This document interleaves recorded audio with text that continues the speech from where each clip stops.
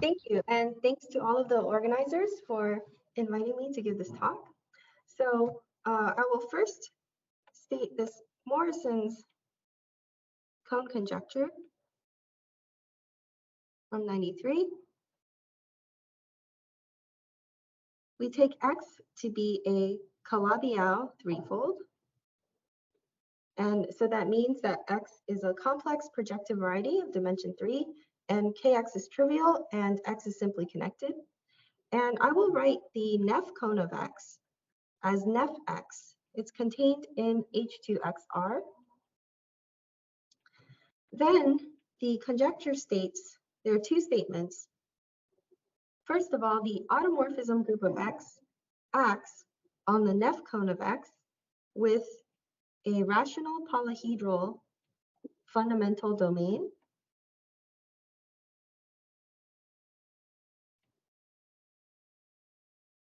And for the rest of this talk, I will abbreviate this rational polyhedral fundamental domain by RPFD. So RPFD.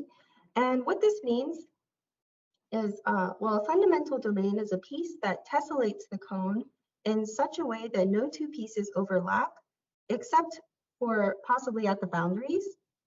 And if this piece is rational polyhedral, then we say it's an RPFD. So this is the first statement of the cone conjecture.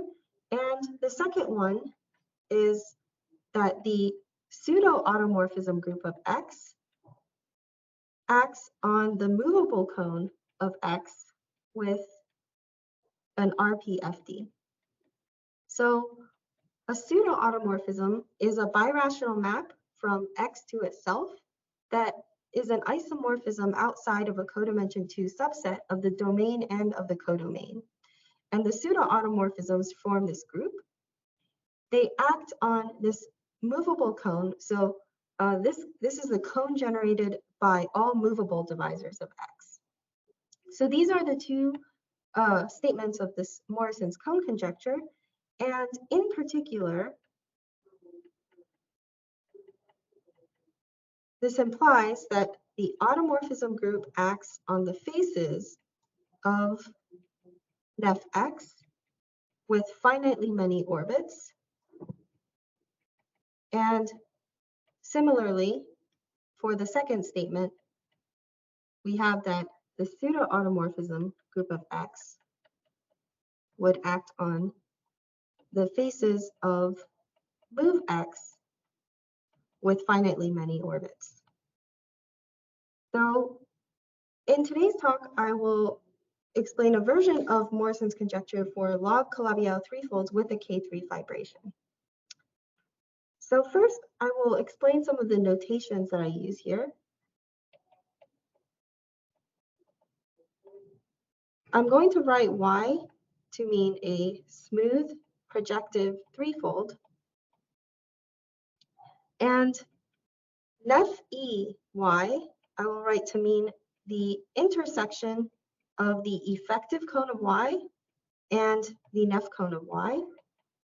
And the movable effective cone, move EY, is the intersection of the effective cone of Y with the movable cone of Y.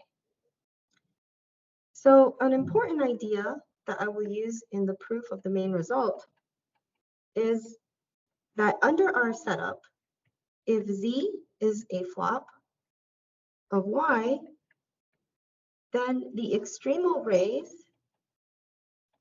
of the cone of curves, so the cone of curves is the dual of the Neff cone. So the extremal rays of the cone of curves of Z in the KZ negative region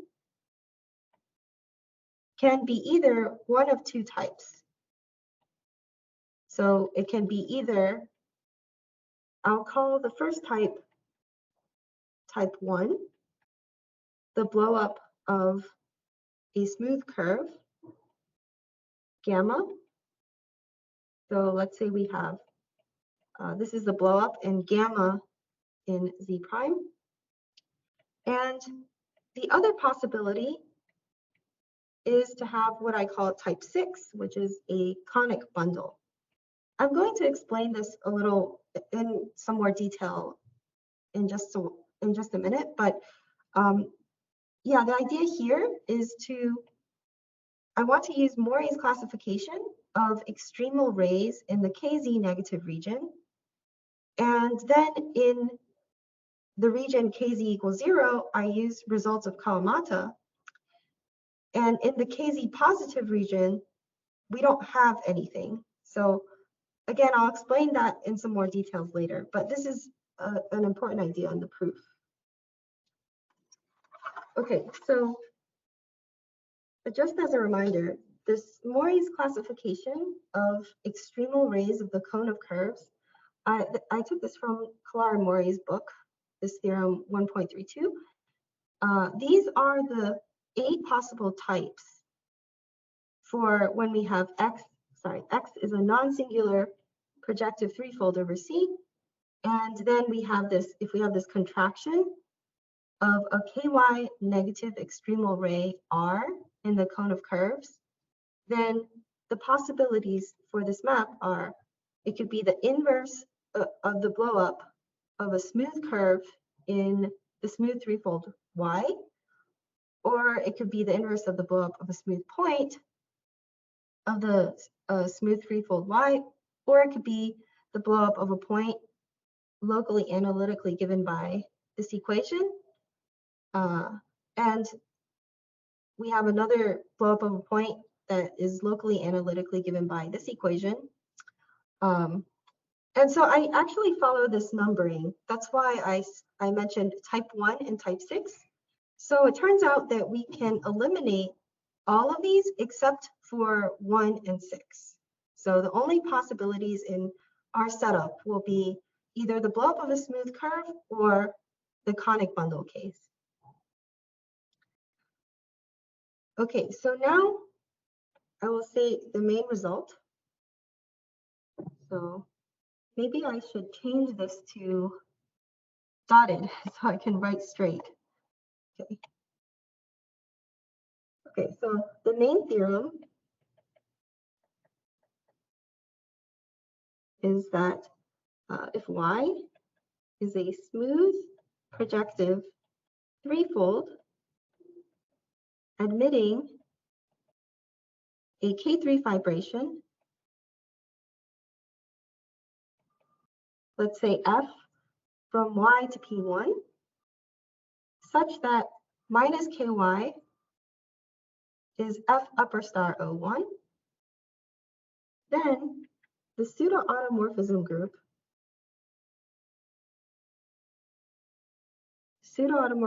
of Y acts on, the first statement is that it acts on the type 6 codimension 1 faces of the movable effective cone of Y with finitely many orbits.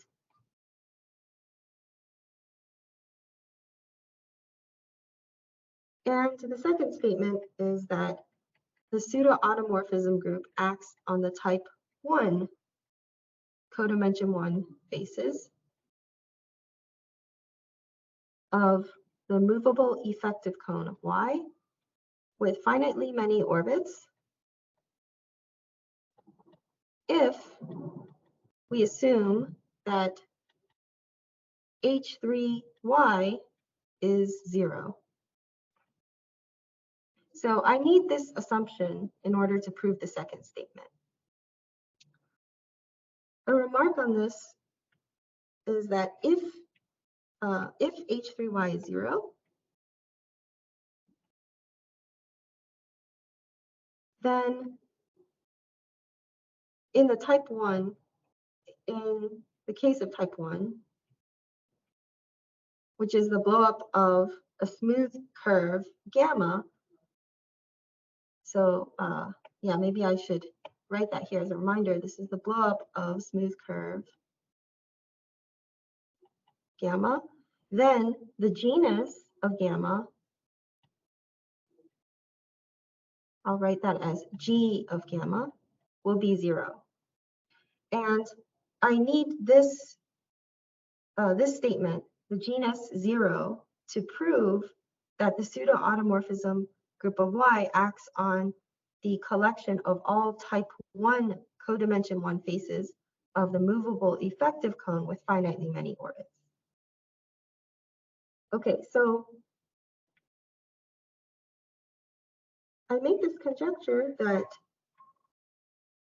it should work for any g greater than or equal to 0. So it should be that pseudo-aught Y acts on the type 1 codimension 1 faces of the NEF effective cone, movable effective cone,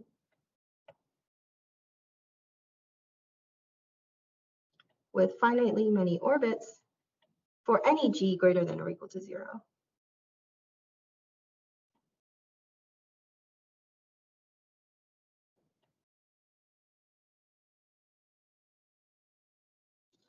And then if we assume that the conjecture is true, we can also use, maybe I'll start this on another page, that we can also use this theorem of Kawamata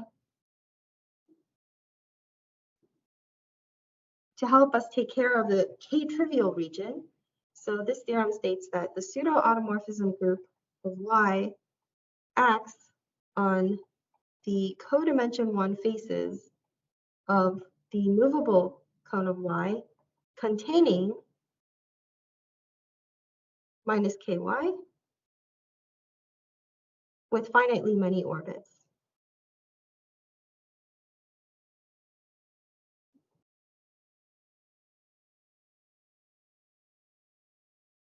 Then if we take the conjecture, assuming that it's true, so conjecture, assume true, plus this theorem of Kawamata,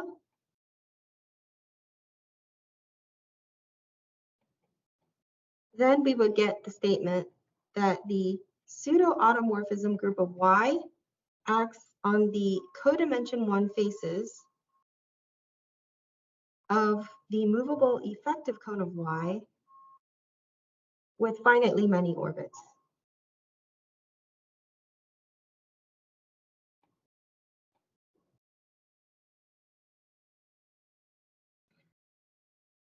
And just a remark here, this statement is implied by another version of the cone conjecture, which I will call the Kawamata Morrison Totaro cone conjecture.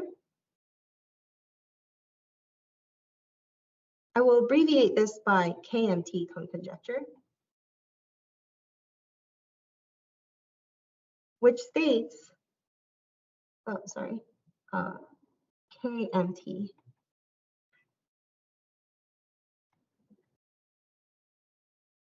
Okay, so how is this conjecture stated? KMT cone conjecture states that if Y delta is KLT, so KLT stands for Kawamata log terminal. And what does it mean? So for example, if Y is smooth and delta, which is a linear combination of some delta i's, this is a normal crossing divisor in Y with each AI, coefficient AI, strictly between 0 and 1, then Y delta is KLT. And if we also assume that KY plus delta is trivial, then this is called KLT log Calabi.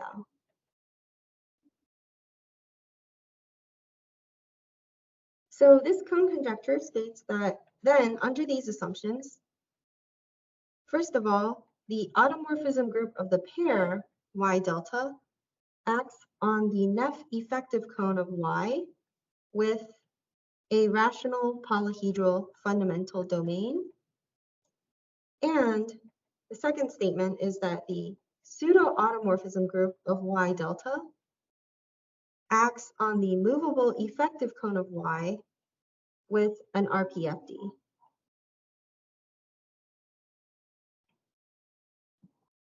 Okay, so now let me explain some ideas in the proof. And the first thing I want to say is that if we start with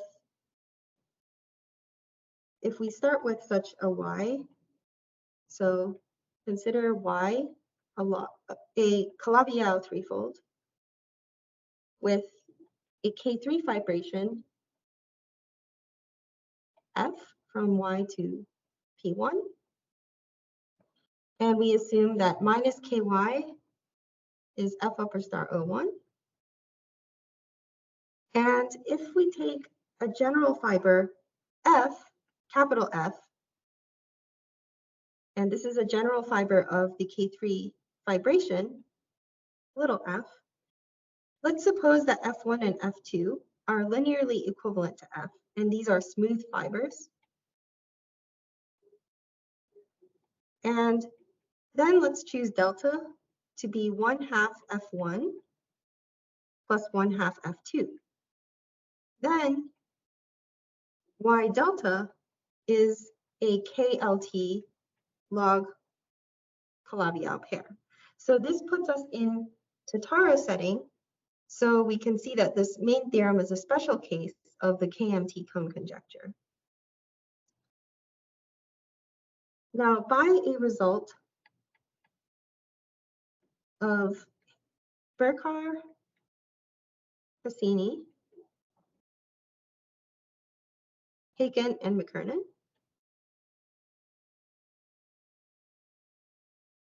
we can say that the movable cone of y, which is the union of some Neff cones of z, and y and z are related by what's called SQMs. I'll explain this in just a moment. So the movable cone of y is locally rational polyhedral in the interior of the movable cone. So I'll explain how this comes in just a moment, but maybe let me first explain what this SQM means. So an SQM stands for a small q factorial modification. So an SQM from y to z means that here we take yz to be q factorial, and this map y to z is a birational map, and it's an isomorphism away from two codimension 2 subsets. So what's an example of an SQM? Well, flops are SQMs. And in fact, in our setting, the only type of SQM that will appear is a flop.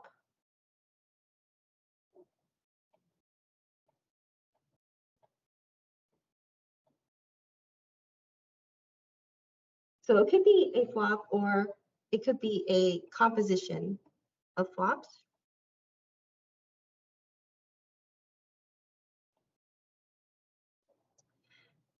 And the main idea of how we use this is, so our main idea,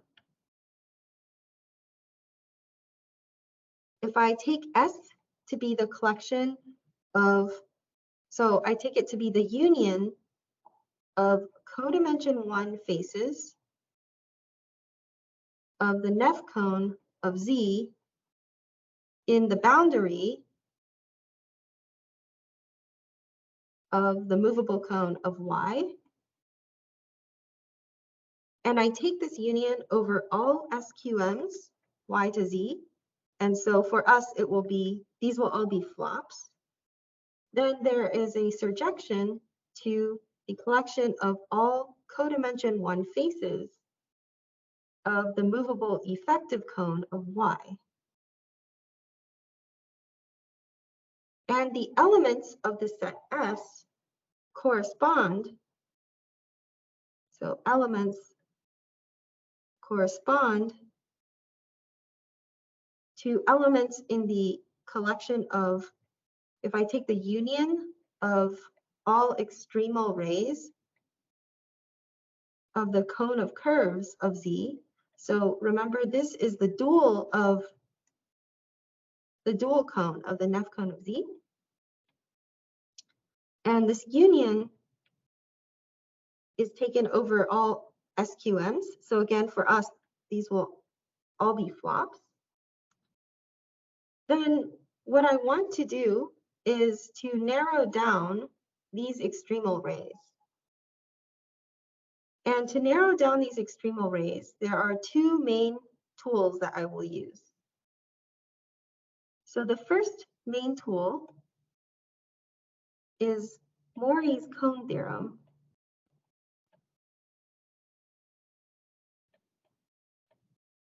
This tells us what the cone of curves of Z, a smooth projective variety, looks like. And it tells us what the cone looks like in the KZ negative region only.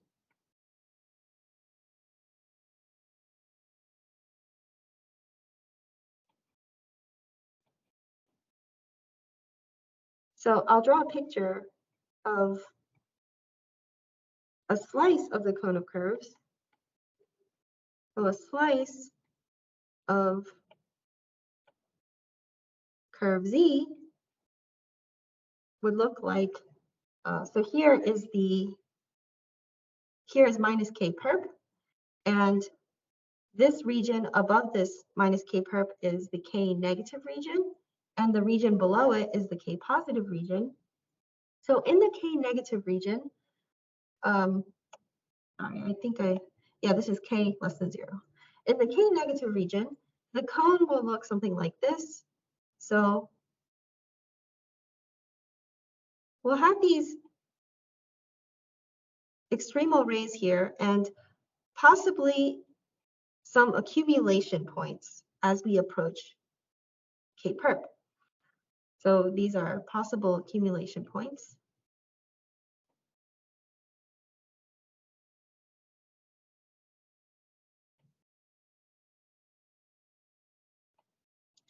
But if I take this minus K perp and I just shift it a little bit, let's say like by epsilon. So if I take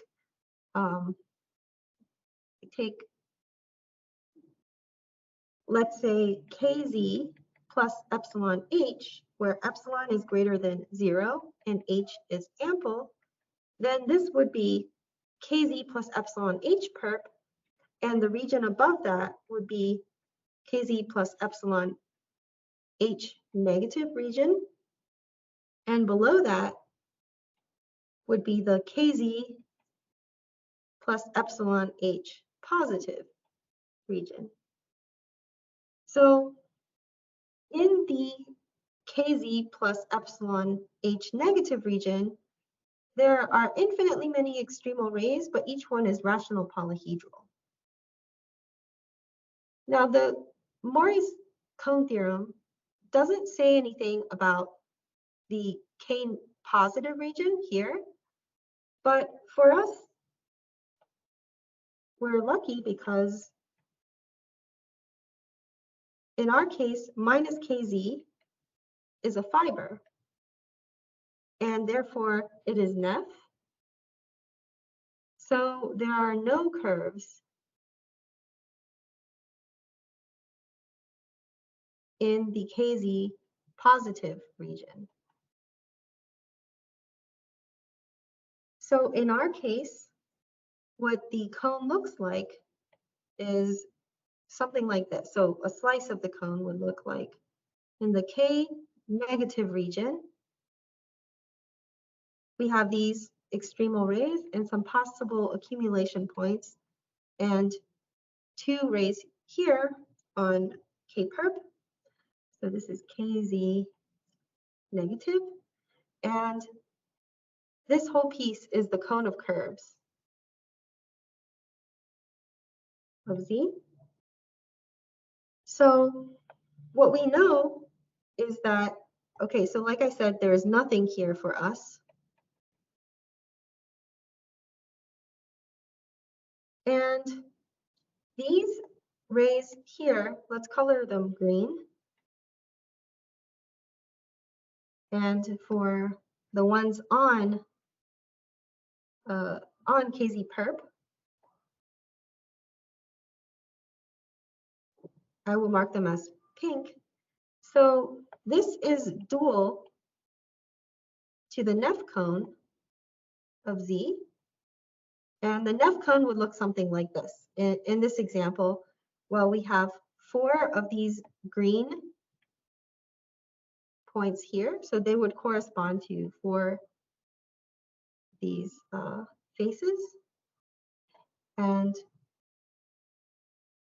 then we have the 2 blue, sorry, that I used pink here.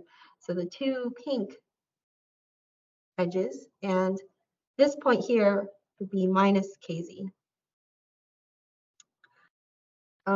So these would be dual, and the region in here would be this is the Neff cone of Z.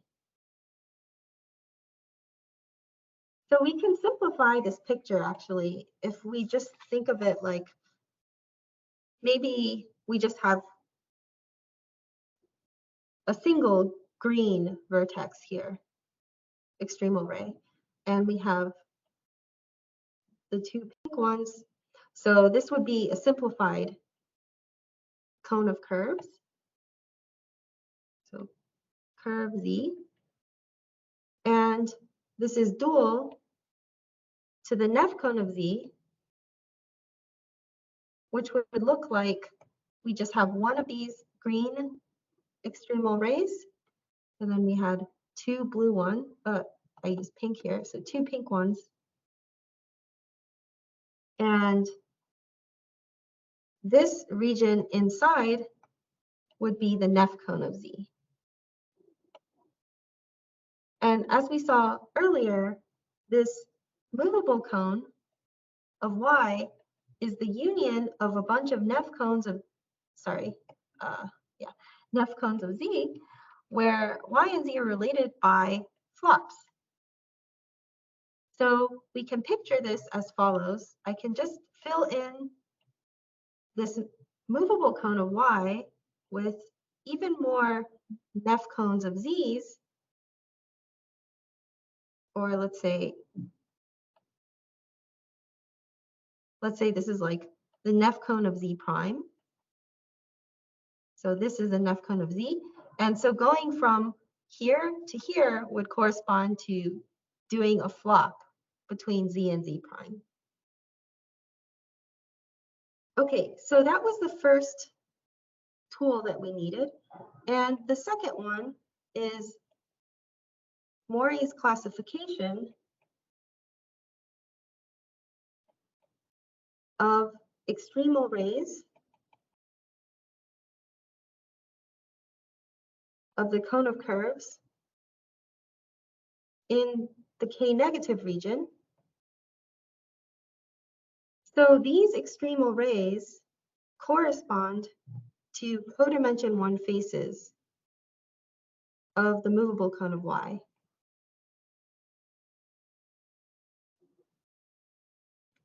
So again, I had mentioned earlier that there are a total of 8 possibilities according to Mori's classification, but we only have 2 of the 8.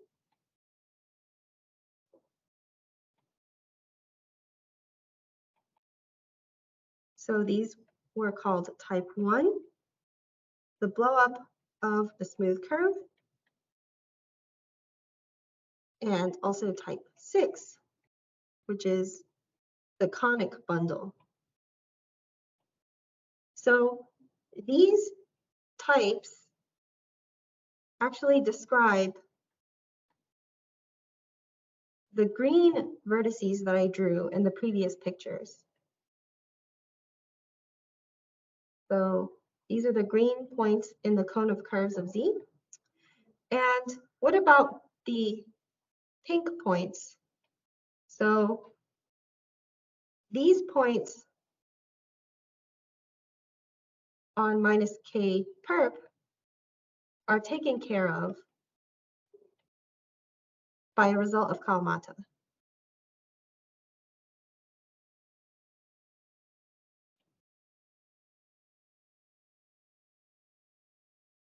So first, I will explain how we can deal with these two types, the green points, and then I will explain how we can use Kawamata's theorem to get what we want. Okay, so I will start with type 6, which is the conic bundle case.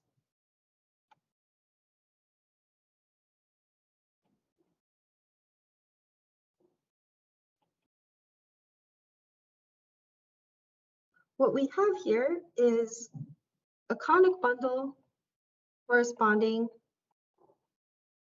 to an array of the cone of curves of Z. And we have our original Y, but the conic bundle will go from Z to S, where Z could be Y itself, but it might not be the original Y we started with. However, they will be related by some flops. And the conic bundle, I'll denote by G, will be the map from Z to this base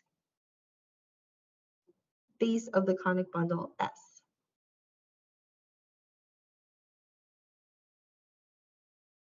And we still have our K3 fibration, which I denoted by little f. And this goes to P1. So here, I let H be the conic bundle restricted to F.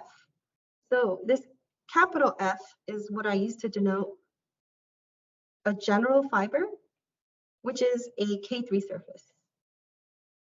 And so H will go from F to S. With some work, we can show that this H is finite and also degree 2. Now there is an involution associated to H. Let's say this involution is I.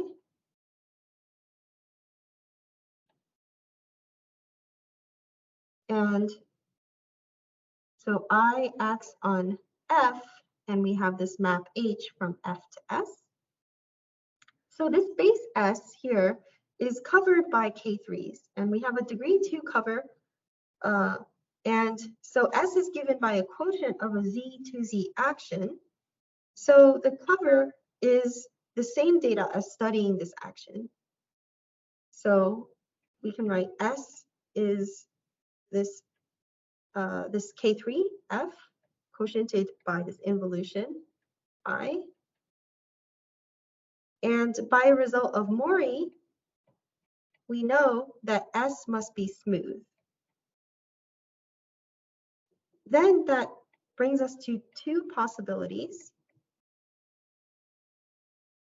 Either the fixed locus of this involution is a union of smooth curves, or the second possibility is that the fixed locus of I is empty. Okay, so in the first case, what happens is this implies that S is a rational surface. And in the second case, we get that S is an Enriquez surface. Now, in this second case, it turns out that the cone conjecture holds. So for this Enriquez surface case, the cone conjecture holds, and so we're done. And therefore, what we need to consider is when S is a rational surface. Okay, so here, let's assume that S is rational. And then we want to run MMP on S. So let's say that we write this as pi, so S to S bar. This is running MMP. And S bar can either be P2 or Fn, the Hertzsprung surface, where n is bounded. It has to be in between 0 and 4. And also n cannot equal 1. So there is some computation here to show why we have these n's that I'm skipping. But the important fact here is that n is less than or equal to 4, which I'll use in just a moment. So now we have this map H, which goes from the general fiber, capital F, to this base of the conic bundle. And then we run MMP to get S bar. And then I'm going to define this map phi. So I'll explain what this is in just a moment. Phi will go from S bar to S hat. And let's take theta to be the composition of pi and S bar. So theta is pi composed with H. And we let L be theta upper star M, so here I can explain what M and phi are. Okay, so if S bar is P2, then we can take phi to be the identity map so that this S hat is equal to S bar. And in this case, I want to take M to equal H, a hyperplane class.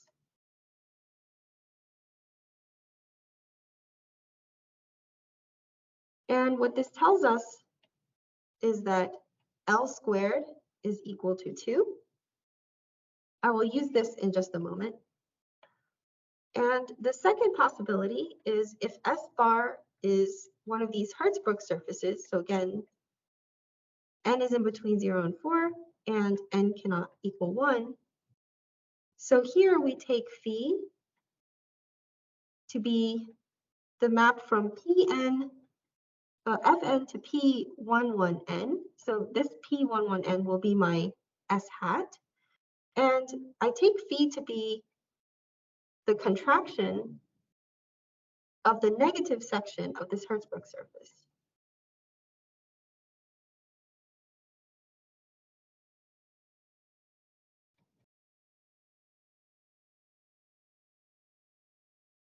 And I take M to be the positive section of Fn.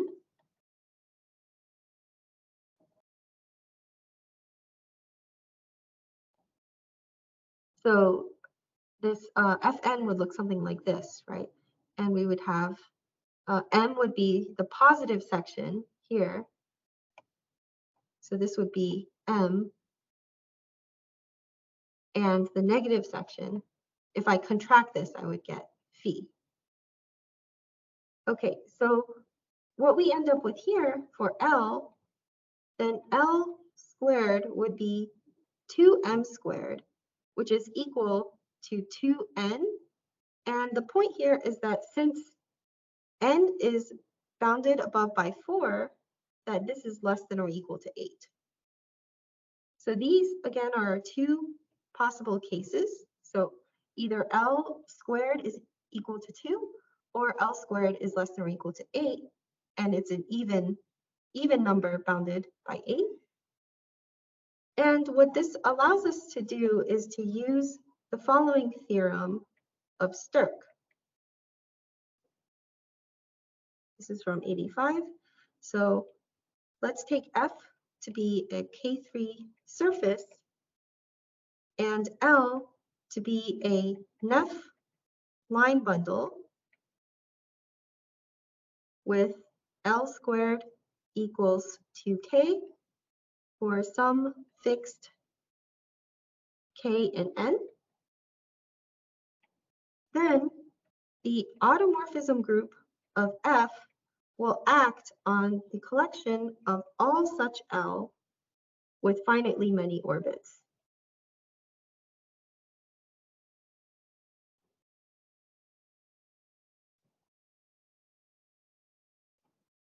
Moreover, what we can show in our setting is that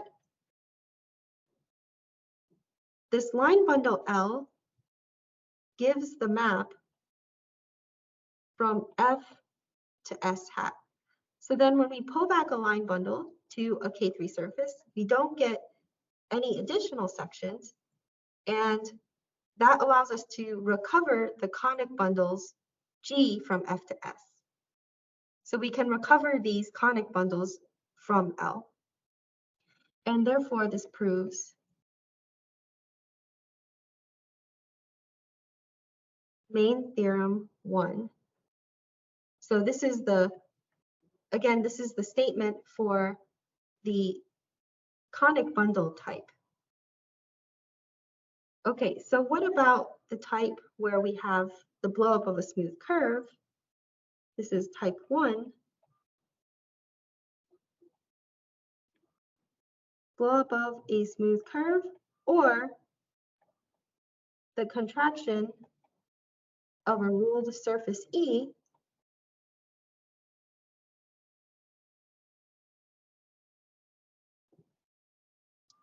So here we have a P1 bundle, G from this E to gamma, and we still have the K3 fibration, F from Y to P1. Here is where we suppose that H3Y is equal to 0.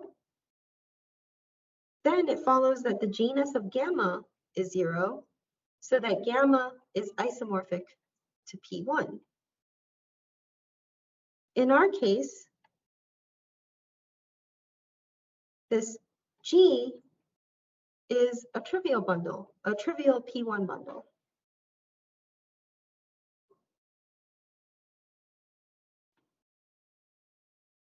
And therefore, gamma is contained in capital F for each fiber, capital F, of this K3 fibration F. And by the adjunction formula, we can show that each of these gammas in F is a -2 curve. So we just showed that every general fiber of this K3 fibration contains a -2 curve.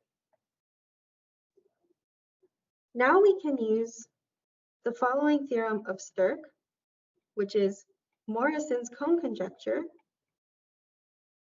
for K3 surfaces.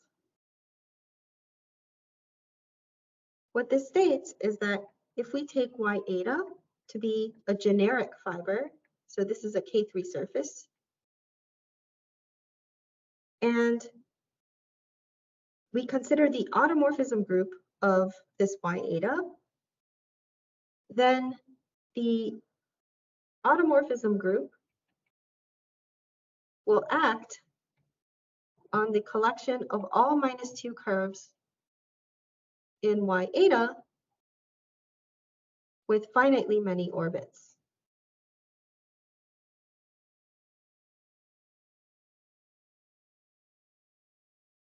But this automorphism group is contained in the pseudoautomorphism group of Y. So therefore, this implies that the pseudoautomorphism group of Y acts on the collection of -2 curves in Y eta with finitely many orbits.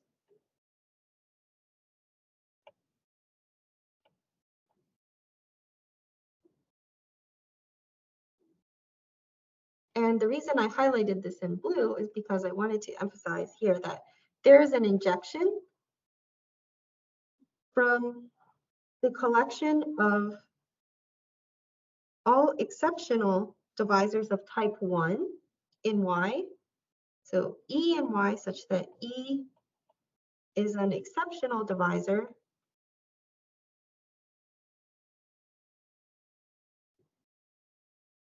of type 1. This is the blow up of the smooth curve on Y. There's an injection from this set to the collection of all -2 curves in Y eta. And so what that tells us is that, therefore, the pseudo-automorphism group of Y acts on the collection of such E with finitely many orbits.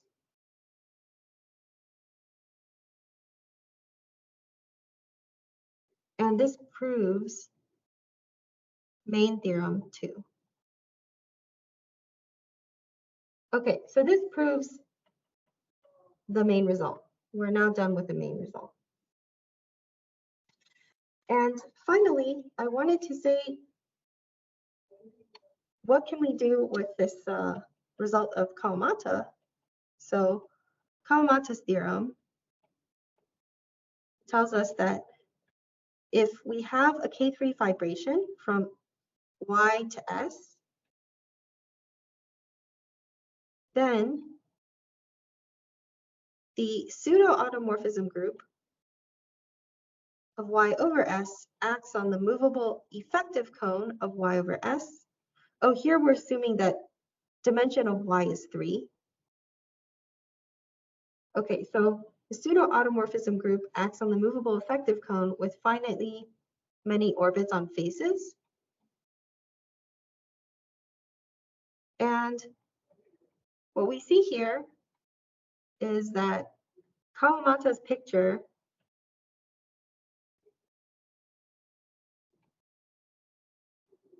lives in the space N1 YS, which is N1Y tensored with R, and we quotient by F upper star N1S tensor R.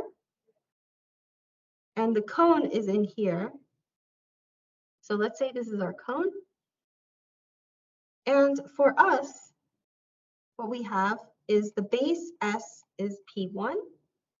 So N1S is Z times a point, which is Z times F upper star of a point. And this is just Z times minus KY. So in our case, what we have is this is equal to N1Y tensor R quotiented by R dot minus KY. And we know that the pseudo-automorphism group of Y over P1 acts on faces of a chamber decomposition containing the class D with finitely many orbits.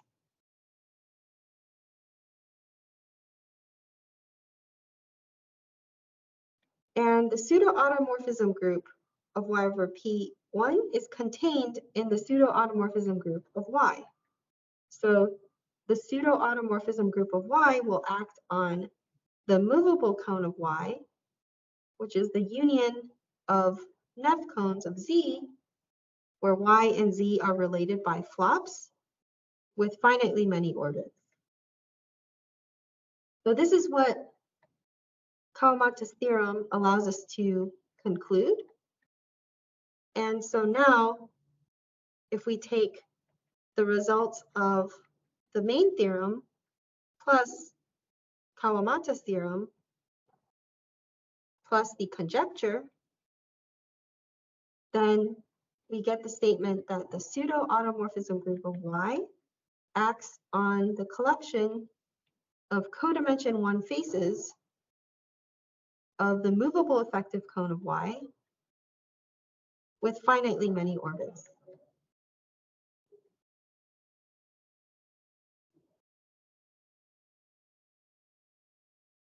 Okay, so the last few remarks I wanted to make are about examples. So we actually have many examples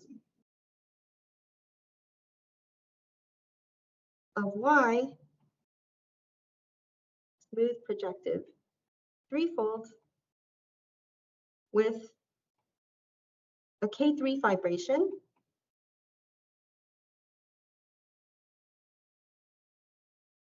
F from Y to P1 with minus KY equals F upper star O1, and the key here is that the pseudoautomorphism group of Y is infinite. So here we use some recent results by several authors, and since I'm running out of time, I'll just maybe state this. I'll just state this briefly. So there's work by Coates, Corti, Galkin,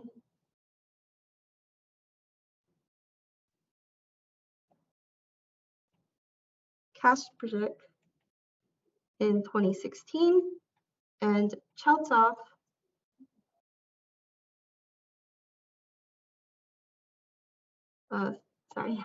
Przyjalkowski from 2018, and also another paper by Przyjalkowski in 2018, and also work of Doran, Harder, Kasprzyk, Algebraic, and Przyjalkowski. This is a very recent paper from this year.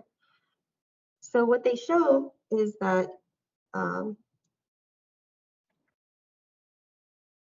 X is a Fano threefold, and E in X is a smooth divisor with Kx plus E is 0.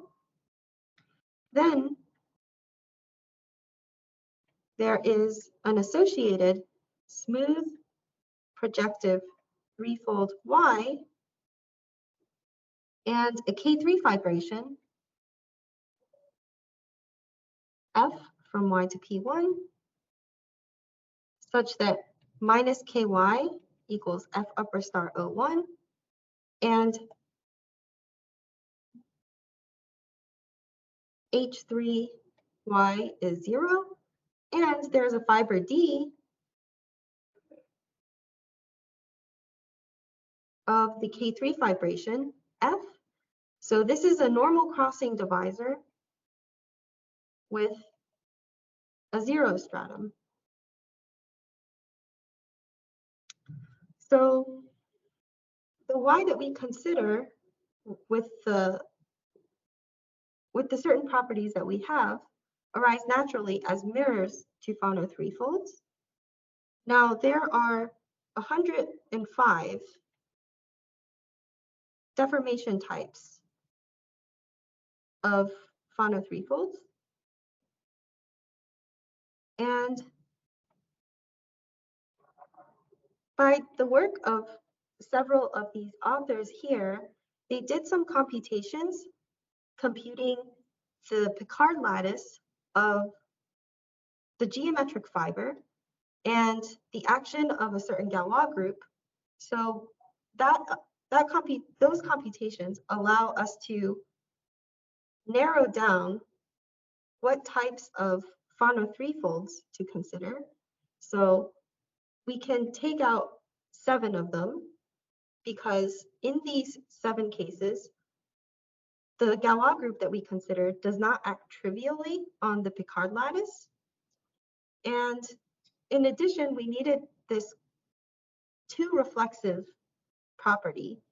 And well, we need the Picard lattice to not be too reflexive. So that takes off 6 of the 105 deformation types, leaving 92 examples of where the automorphism group of Y eta is infinite. And therefore, this tells us that the pseudoautomorphism group is infinite. Okay, so I don't have too much time to get into detail here, but that's the idea, that we have many examples of such Y with infinite pseudoautomorphism group. And that's all that I have to say.